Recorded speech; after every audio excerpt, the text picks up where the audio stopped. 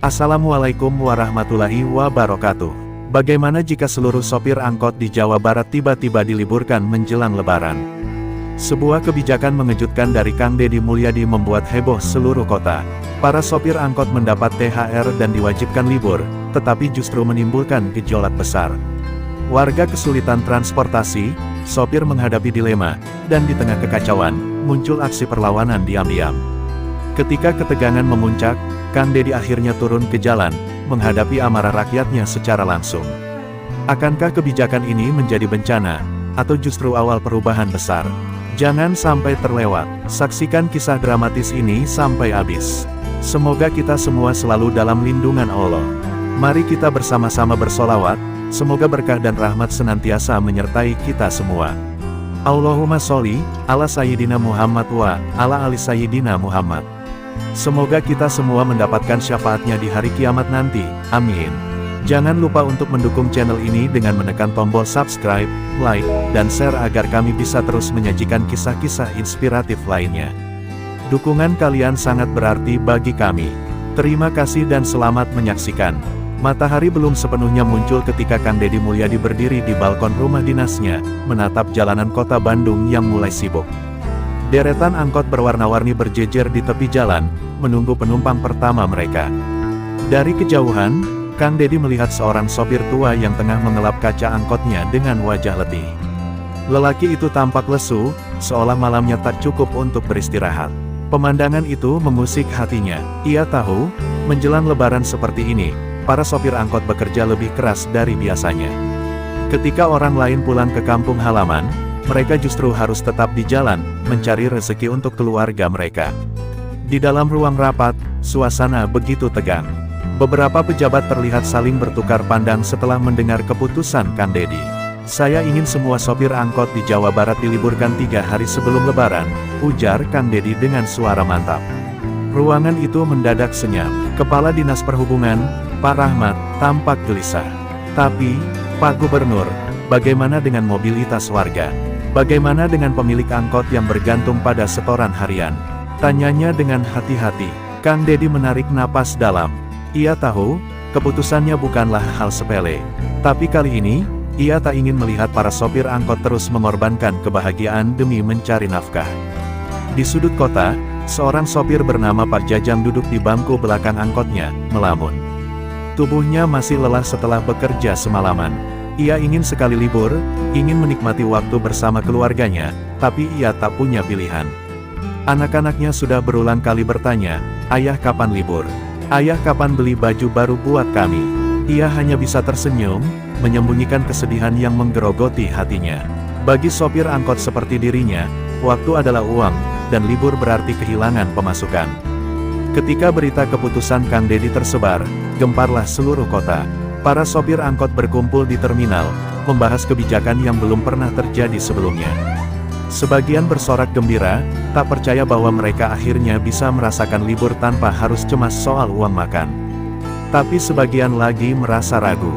Apakah ini benar? Apa nanti kita tetap dapat penghasilan? Tanya seorang sopir muda, Rudy, dengan wajah penuh kebingungan. Kabar tentang THR yang dijanjikan Kang Deddy masih terasa seperti angin lalu, sulit dipercaya. Di rumahnya yang sederhana, Pak Jajang mendengar kabar itu dari radio tua yang selalu menemaninya.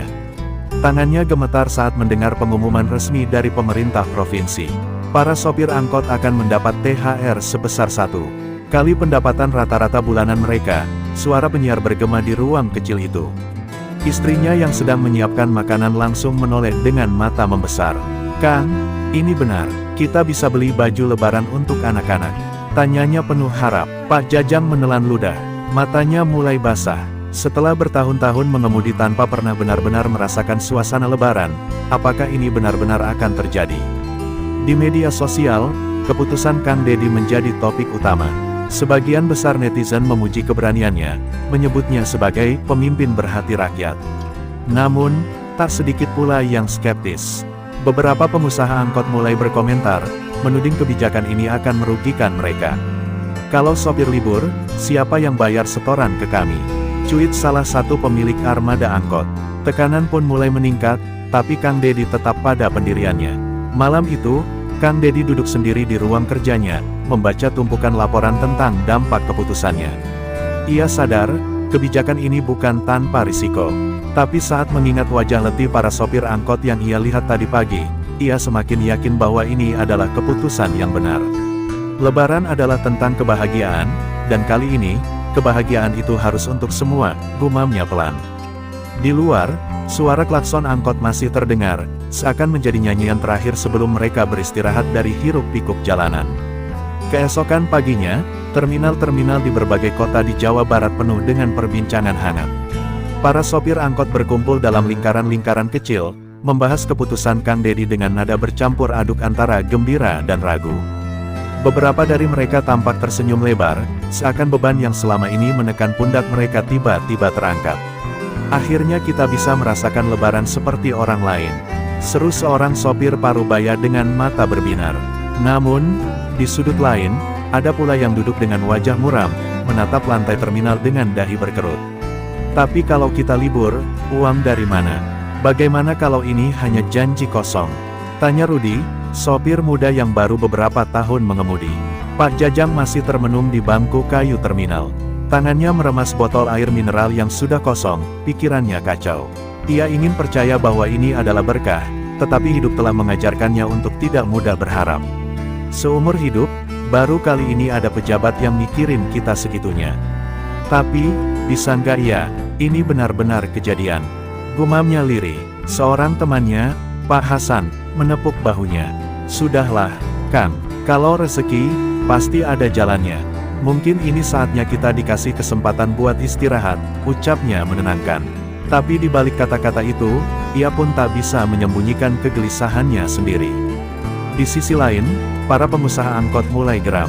Mereka merasa kebijakan ini seperti petir di siang bolong, mendadak, tak masuk akal, dan merugikan mereka. Seorang pemilik angkot besar di Bandung, Haji Sulaiman, menggelar rapat darurat dengan para pemilik lainnya. Kalau sopir libur, siapa yang bayar setoran? Bagaimana dengan cicilan kredit kendaraan kita? Suaranya menggelegar di ruangan yang dipenuhi oleh pemilik-pemilik angkot yang tak kalah gusar. Beberapa di antara mereka mulai merancang strategi, bahkan ada yang berencana menemui Kang Dedi langsung untuk meminta penjelasan. Di media sosial, situasi tak kalah panas. Warganet terbagi menjadi dua kubu. Ada yang mendukung penuh keputusan Kang Dedi, menyebutnya sebagai pemimpin berhati rakyat yang akhirnya memberi perhatian pada para sopir angkot yang kerap terpinggirkan. Kita harus dukung. Kasihan sopir angkot, kapan lagi mereka bisa libur sama keluarga? Tulis seorang pengguna Twitter. Namun, ada pula yang mengkritik keras kebijakan ini. Ini ngawur, transportasi bakal kacau, pemerintah harusnya mikirin dampaknya dulu sebelum buat keputusan seperti ini. Seru warganet lainnya. Berita tentang keputusan ini menjadi viral, masuk ke berbagai media nasional dan bahkan menarik perhatian publik di luar Jawa Barat. Sementara itu, Kang Dedi tetap tenang. Di ruang kerjanya, ia menerima laporan tentang reaksi dari berbagai pihak. Saya sudah menduga ini akan terjadi, katanya sambil menyandarkan tubuhnya ke kursi. Ajudannya, Rina, tampak khawatir. Pak, tekanan dari pengusaha angkot semakin besar. Mereka bahkan ada yang mengancam akan melakukan aksi protes, ucapnya pelan. Kang Dedi menghela napas panjang. Saya tidak takut protes. Saya hanya ingin memastikan bahwa keputusan ini benar-benar bermanfaat untuk mereka yang selama ini terus bekerja tanpa pernah merasakan liburan, katanya mantap. Di rumahnya, Pak Jajang duduk di teras, menatap langit sore yang mulai berubah warna. Anak-anaknya berlarian di halaman, tertawa riang. Istrinya keluar membawa secangkir teh, duduk di sampingnya. Kang, kalau benar kita dapat THR seperti yang dijanjikan, kita bisa pulang kampung tahun ini, ucapnya dengan suara penuh harap. Pak Jajang menoleh, memandangi wajah istrinya yang mulai menua karena lelah dan kerja keras. Semoga saja, Bu, jawabnya pelan. Namun di dalam hatinya, ada rasa takut yang masih menyelinap. Bagaimana jika semua ini hanya mimpi yang terlalu indah untuk menjadi kenyataan? Di luar sana, jalanan masih dipenuhi angkot yang lalu lalang, seakan belum siap menghadapi perubahan besar yang akan segera terjadi. Di balik kemudi mereka, ada harapan, ada kecemasan, dan ada pertanyaan yang belum terjawab. Apakah kebijakan ini akan membawa kebahagiaan, atau justru menyisakan luka yang lebih dalam? Jawabannya masih menjadi misteri yang akan terungkap dalam hari-hari mendatang. Malam itu, Kang Dedi duduk di ruang kerjanya yang temaram, hanya diterangi lampu meja yang memancarkan cahaya kekuningan. Ia memandangi tumpukan laporan yang berserakan di mejanya, keluhan dari pengusaha angkot, kekhawatiran dari Dinas Perhubungan, serta analisis dampak kebijakan yang baru saja ia umumkan. Di luar sana, berita tentang keputusannya terus menyebar seperti api yang tak bisa dipadamkan. Banyak yang memujinya sebagai pemimpin berhati rakyat, tapi tak sedikit yang mencacinya sebagai pencari sensasi. Namun, bagi Kang Dedi, ini bukan soal popularitas. Ini adalah soal keadilan, sesuatu yang sudah lama ingin ia wujudkan. Di dalam hatinya, ia kembali teringat masa kecilnya di Subang, ketika ia masih seorang bocah kampung yang sering berlarian di pinggir jalan, melihat angkot tua yang berhenti sesaat untuk menurunkan penumpang. Sopir-sopir angkot itu selalu tampak lelah, dengan wajah kotor penuh keringat, tapi tetap tersenyum saat mengantarkan penumpang ke tujuan mereka.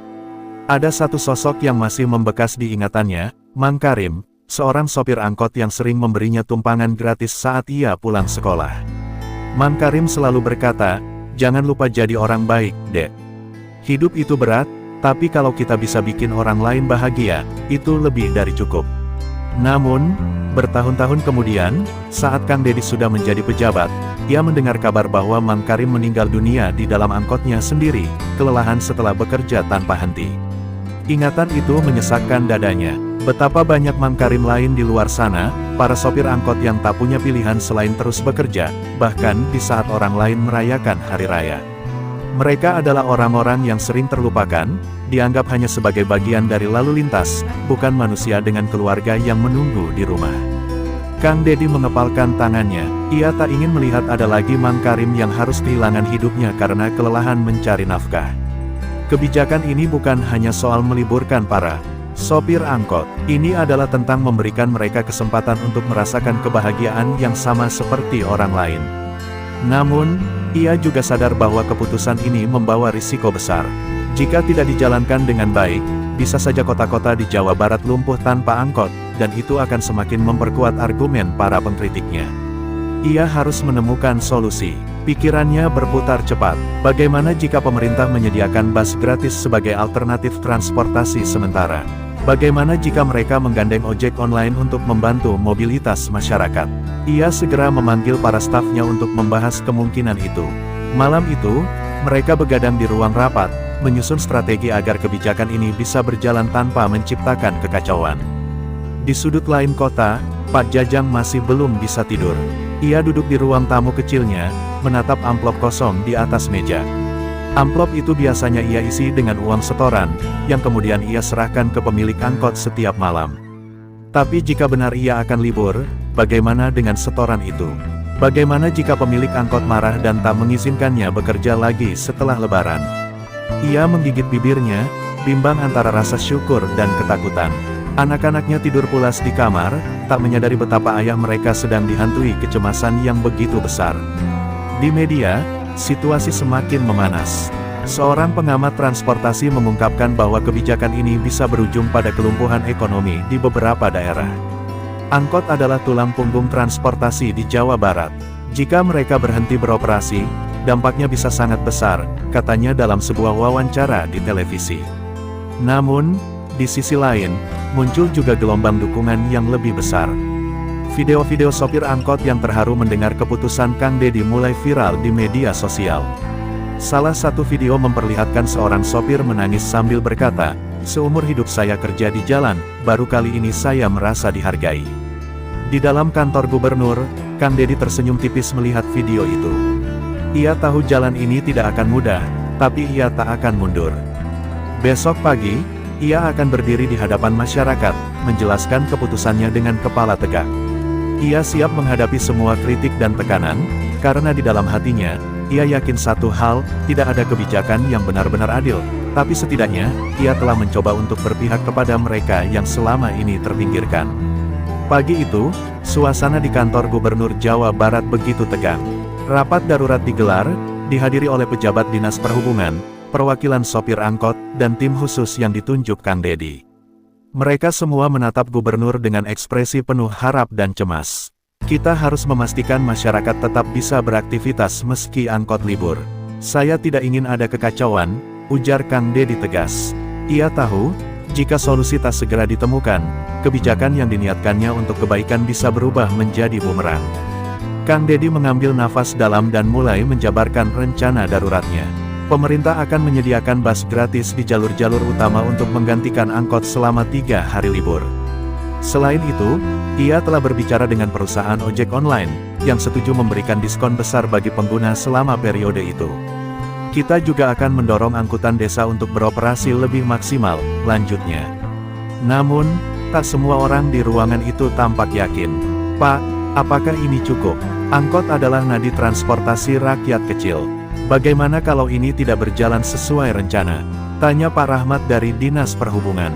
Di terminal-terminal, para sopir masih diliputi perasaan campur aduk. Sebagian dari mereka sudah mulai menerima kenyataan bahwa mereka akan benar-benar libur, sesuatu yang tak pernah mereka bayangkan sebelumnya. Namun, di sisi lain, kecemasan tetap menyelimuti. Pak Jajang kembali duduk di bangku kayu terminal, mengamati teman-temannya yang sibuk berdiskusi. Kalau ada bus gratis, nanti setelah lebaran kita masih dibutuhkan nggak ya? Gumamnya pelan. Ia khawatir kebijakan ini akan mengubah ekosistem transportasi, dan mereka yang bertahun-tahun menggantungkan hidup dari angkot akan perlahan tergeser. Di media sosial, kabar tentang bus gratis dan diskon ojek online mulai menyebar. Warga berdebat, ada yang mendukung dan ada yang skeptis. Kalau benar ada bus gratis, lumayan juga buat kita yang mau belanja ke pasar tanpa mikirin ongkos, komentar seorang ibu rumah tangga. Namun, ada pula yang mengkritik. Jangan sampai ini cuma janji manis. Jangan sampai tiba-tiba bus nggak cukup, terus kita malah jadi kesulitan. Tulis seorang warganet. Di tengah kekhawatiran itu, Kang Deddy turun langsung ke lapangan. Ia mengunjungi terminal-terminal dan berbicara dengan para sopir. Ia ingin memastikan bahwa mereka memahami maksud kebijakannya. Saya tahu ini sulit, saya tahu kalian khawatir, tapi percayalah, ini bukan untuk menghapus kalian, ini untuk memberikan kalian hak yang selama ini kalian tidak punya, hak untuk libur, untuk merayakan lebaran bersama keluarga, ucapnya di hadapan puluhan sopir yang mengelilinginya. Beberapa dari mereka mengangguk pelan, tapi ada juga yang masih terlihat ragu.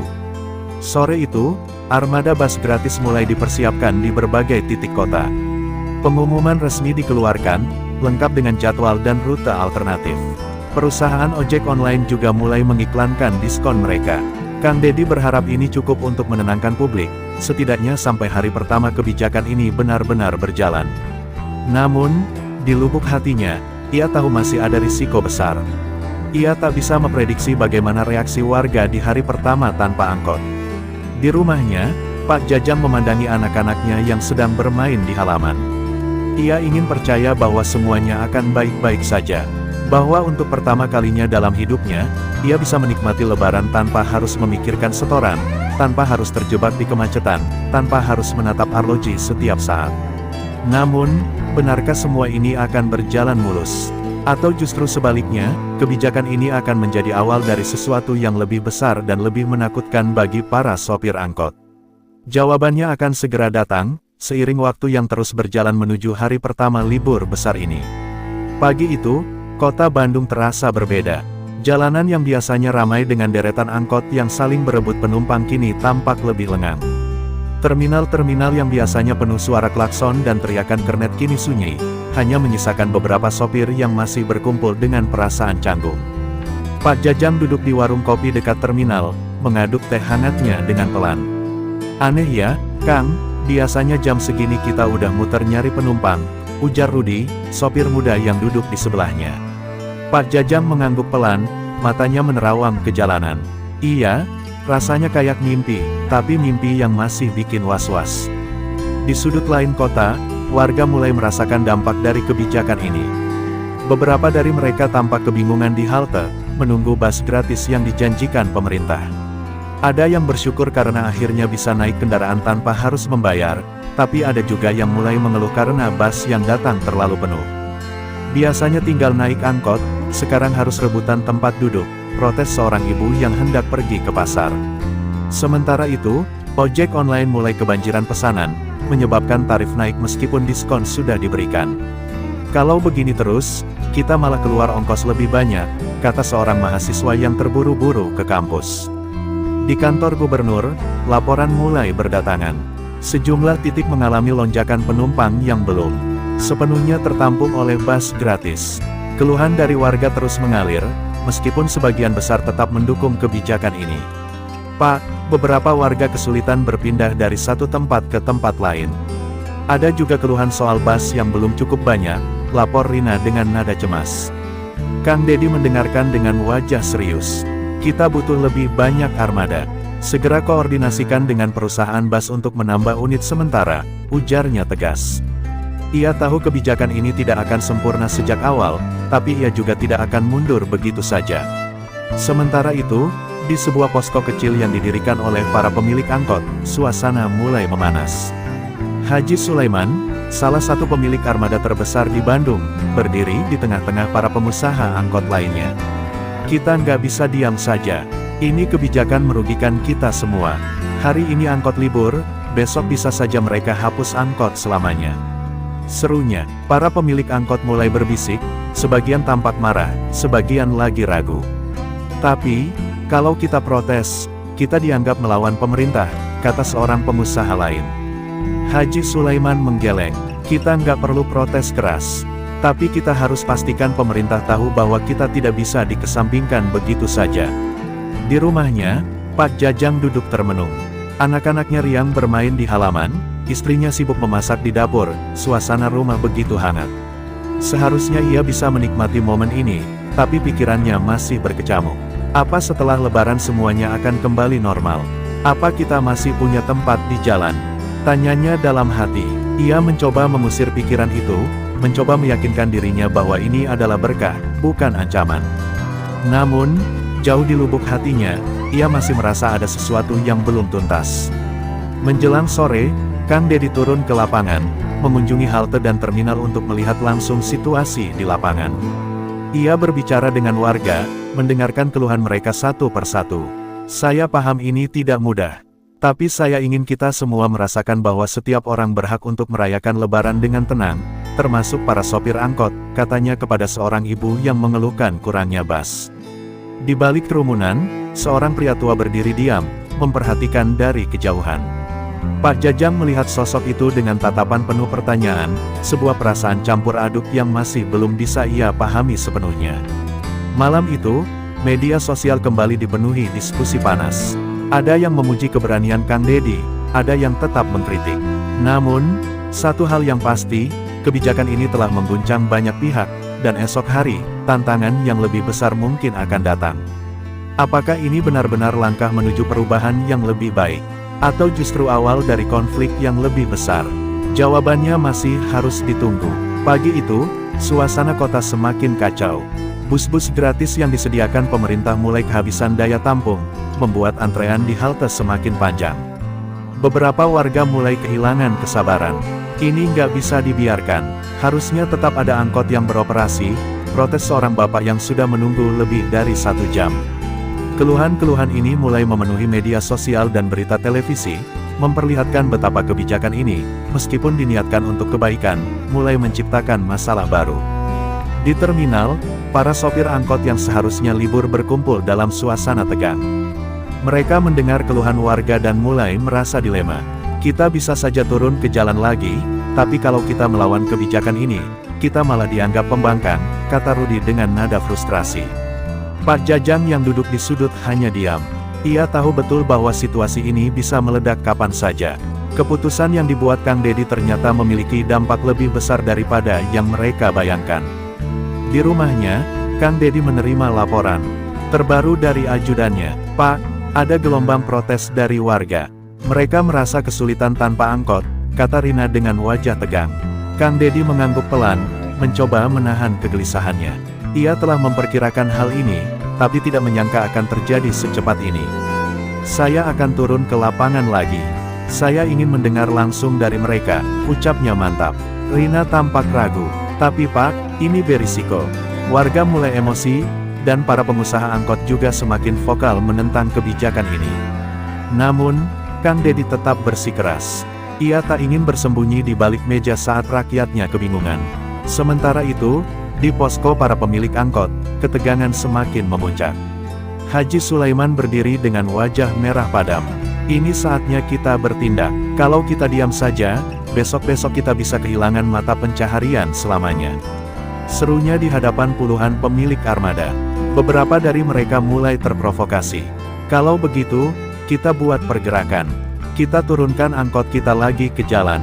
Kalau pemerintah nggak mau dengar, biar warga yang menuntut kita kembali. Suasana semakin panas, dan rencana untuk melawan kebijakan ini mulai tersusun. Saat sore menjelang, di beberapa titik kota, sejumlah angkot mulai kembali beroperasi diam-diam, meskipun kebijakan libur masih berlaku. Para sopir yang takut kehilangan pekerjaan mulai turun ke jalan lagi, melayani warga yang kesulitan. Pak Jajang melihat ini dengan hati yang galau. Ia mengerti mengapa teman-temannya melakukan ini, tapi ia juga tahu bahwa keputusan ini bisa memperkeruh keadaan. Kalau kita nekat turun, kita bisa berhadapan langsung dengan pemerintah, gumamnya. Namun, di satu sisi, ia juga tak tega melihat ibu-ibu dan pekerja yang kelelahan menunggu bus yang tak kunjung datang.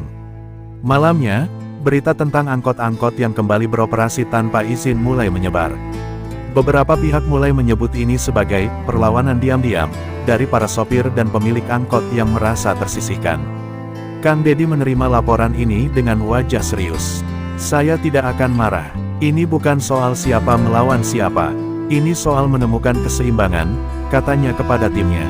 Namun, ia juga sadar bahwa jika keadaan ini tidak dikendalikan segera, kebijakan yang ia perjuangkan bisa berubah menjadi kekacauan yang tak terkendali. Di rumahnya, Pak Jajang menatap langit malam yang penuh bintang. Ia menarik napas panjang, hatinya masih berkecamuk. Apakah aku harus tetap diam? Ataukah aku harus turun ke jalan lagi? Pikirnya. Sementara itu, di balik layar televisi dan media sosial, Jawa Barat sedang memasuki babak baru dari gejolak kebijakan ini. Apakah ini akan menjadi awal dari solusi, atau justru semakin memperkeruh keadaan? Jawabannya akan segera terlihat. Pagi itu, suasana kota Bandung semakin memanas. Ratusan angkot mulai turun ke jalan meskipun larangan masih berlaku. Sopir-sopir yang awalnya ragu kini bergabung dalam arus perlawanan diam-diam. Mereka menolak diam saja melihat kebijakan yang mereka anggap mengancam mata pencaharian mereka. Beberapa warga yang kelelahan menunggu bus akhirnya memilih naik angkot kembali. Daripada nunggu bus yang gak jelas kapan datangnya, mending naik angkot seperti biasa, ujar seorang ibu dengan nada kesal. Namun, aksi para sopir ini tidak berlangsung mulus. Petugas Dinas Perhubungan dan Satpol PP mulai turun ke jalan, menertibkan angkot yang beroperasi tanpa izin. Di beberapa titik, terjadi ketegangan antara sopir dan petugas. Kami juga butuh makan. Kami juga punya keluarga yang harus dikasih makan, teriak seorang sopir yang dipaksa menepi. Warga yang menyaksikan kejadian ini mulai resah.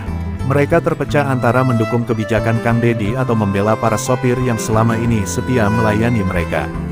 Di tengah kekacauan itu, Pak Jajang memilih tetap diam.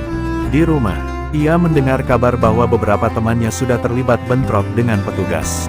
Ini bukan yang aku inginkan, gumamnya, menatap istrinya yang sedang menyiapkan makanan untuk lebaran. Tapi jauh di dalam hatinya, ia merasa bersalah.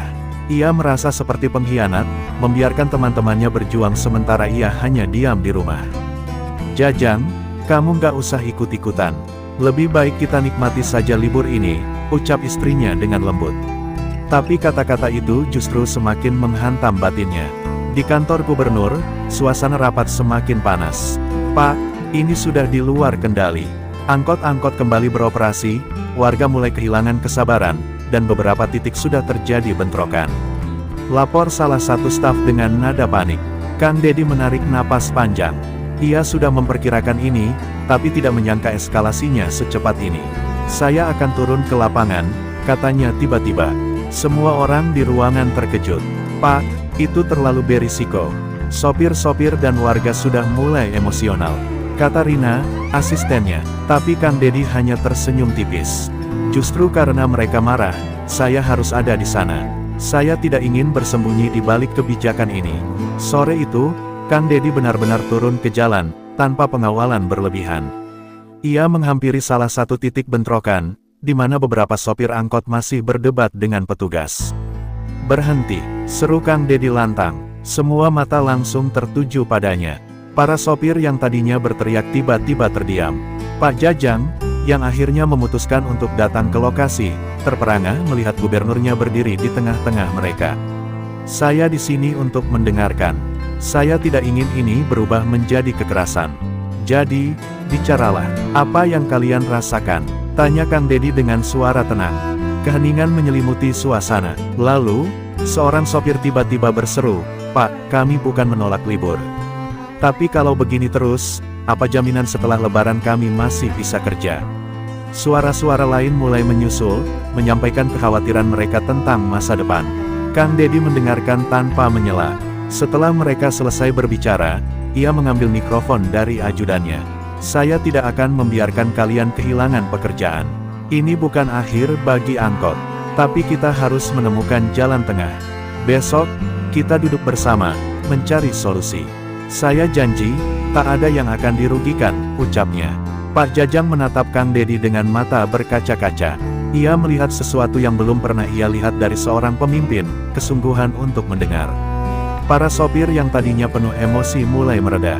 Mereka masih belum sepenuhnya percaya, tapi setidaknya, harapan itu kembali muncul. Malam itu, berita tentang keberanian Kang Dedi turun ke jalan menjadi viral. Semua orang menunggu, apakah pertemuan besok benar-benar akan menjadi titik terang, atau hanya janji manis semata. Pagi itu, aula kantor Gubernur Jawa Barat dipenuhi ratusan sopir angkot, pemilik armada, perwakilan warga, dan pejabat terkait. Suasana tegang, semua mata tertuju pada Kang Dedi Mulyadi yang duduk di depan, siap memimpin pertemuan. Pak Jajang duduk di barisan tengah, hatinya masih dipenuhi kecemasan. Ini adalah momen penentuan. Apakah suara mereka akan benar-benar didengar, atau hanya menjadi formalitas belaka?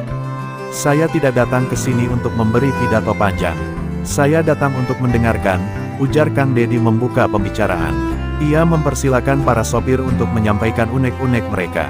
Seorang sopir bernama Rahmat langsung berdiri. "Pak Gubernur, kami tidak menolak libur, tapi kami takut. Setelah lebaran, apa jaminan kami masih bisa kembali bekerja? Kalau bus gratis terus ada, siapa yang masih akan naik angkot?" Suaranya bergetar, mencerminkan ketakutan yang dirasakan semua sopir. Haji Sulaiman, pemilik armada yang sejak awal menentang kebijakan ini, ikut bersuara. "Kami ini bukan orang kaya, Pak Gubernur. Angkot ini adalah sumber penghidupan kami. Kami tidak bisa kalah saing dengan moda transportasi lain yang lebih didukung pemerintah." Suasana semakin panas, beberapa sopir mulai bersorak tanda setuju. Namun, Kang Dedi tetap tenang. Ia memahami ketakutan mereka. Ini bukan sekadar soal libur, ini soal masa depan mereka yang terasa semakin tidak pasti. Setelah mendengar semua keluhan, Kang Dedi akhirnya berbicara. "Saya tidak pernah berniat menghapus angkot. Justru saya ingin angkot naik kelas. Kita harus akui, sistem transportasi kita selama ini tidak ideal. Sopir bekerja tanpa jaminan, tanpa kepastian, hanya berpikir bagaimana mengejar setoran setiap hari. Ini yang ingin saya ubah," katanya dengan nada tegas. Aula kembali sunyi. Para sopir menatapnya dengan bingung, mencoba memahami maksud ucapannya. Kang Dedi melanjutkan, "Setelah lebaran, saya ingin memperkenalkan sistem baru. Kita akan buat koperasi bagi para sopir, sehingga kalian tidak perlu lagi bekerja dengan sistem setoran yang mencekik. Kita juga akan memperbarui armada angkot agar lebih nyaman dan bersaing dengan transportasi lain. Saya ingin angkot tetap hidup, tapi dengan sistem yang lebih adil bagi kalian." Suara riuh memenuhi ruangan. Beberapa sopir mulai saling berbisik, ada yang tampak antusias, ada pula yang masih ragu. Pak Jajang berdiri. "Pak Gubernur, ini pertama kalinya saya merasa ada pemimpin yang benar-benar peduli sama kami. Tapi, bisakah kami percaya kalau ini bukan sekadar janji?" Suaranya berat, penuh emosi. Kang Dedi menatapnya dengan serius. "Saya tidak akan berdiri di sini jika saya tidak siap untuk mewujudkannya. Saya ingin bekerja bersama kalian, bukan melawan kalian," jawabnya. Pak Jajang menghela napas panjang. Di dalam hatinya, ia ingin percaya. Ia ingin melihat perubahan ini benar-benar terjadi. Setelah berjam-jam berdiskusi, pertemuan itu akhirnya berakhir dengan sebuah kesepakatan. Angkot akan tetap beroperasi setelah lebaran, namun dengan sistem yang akan mulai diperbaiki secara bertahap. Para sopir mulai merasa lega, meskipun masa depan masih penuh ketidakpastian. Saat meninggalkan aula, Pak Jajang menatap langit pagi yang cerah. Mungkin, inilah awal dari perubahan yang lebih baik. Dan untuk pertama kalinya, ia merasa bahwa harapan itu benar-benar ada. Lebaran akhirnya tiba, membawa kebahagiaan bagi semua orang, termasuk para sopir angkot yang akhirnya bisa menikmati momen bersama keluarga tanpa rasa khawatir yang berlebihan. Jalanan kembali normal, tetapi ada sesuatu yang berbeda. Warga kini lebih menghargai angkot, dan para sopir memiliki harapan baru dengan sistem yang lebih adil yang akan segera diterapkan. Pak Jajang duduk di teras rumahnya, menatap anak-anaknya yang tertawa riang sambil bermain petasan. Senyum tipis tersungging di wajahnya. Ia tidak tahu pasti bagaimana masa depan akan berjalan, tetapi untuk pertama kalinya dalam hidupnya, ia merasa didengar dan dihargai sebagai bagian dari perubahan. Sementara itu, Kang Deddy Mulyadi kembali ke kantornya, mempersiapkan langkah-langkah berikutnya. Ia tahu bahwa membangun sistem transportasi yang lebih baik bukanlah tugas yang mudah, tetapi ia juga tahu bahwa ia telah memenangkan sesuatu yang jauh lebih berharga, kepercayaan rakyatnya. Di balik layar media sosial, berita tentang kebijakan ini masih menjadi perbincangan hangat. Ada yang masih meragukan, ada yang mendukung sepenuh hati. Tapi satu hal yang pasti, keputusan ini telah membuka jalan menuju perubahan besar. Pak Jajang dan rekan-rekannya kini bukan lagi hanya sekadar sopir angkot, mereka adalah bagian dari transformasi yang akan membawa angkot ke masa depan yang lebih cerah. Dan bagi warga Jawa Barat, ini bukan hanya soal transportasi, ini adalah bukti bahwa suara mereka masih berarti di mata pemimpin mereka. Ketika malam tiba dan suara takbir menggema di seluruh kota, semua orang menyadari bahwa hari ini adalah awal baru. Tidak ada perubahan yang datang tanpa gejolak, tetapi ketika ada harapan dan keberanian untuk mendengar, maka setiap tantangan dapat berubah menjadi peluang. Cerita ini adalah fiksi belaka dan dibuat untuk tujuan hiburan serta inspirasi. Karakter, peristiwa, dan kebijakan dalam cerita ini tidak mencerminkan kejadian nyata atau keputusan resmi yang dibuat oleh individu atau pemerintah manapun. Kesamaan dengan peristiwa atau tokoh nyata hanyalah kebetulan semata. Terima kasih sudah menonton sampai akhir. Semoga dapat mengambil pelajaran dan hikmah dari cerita tersebut. Wassalamualaikum warahmatullahi wabarakatuh.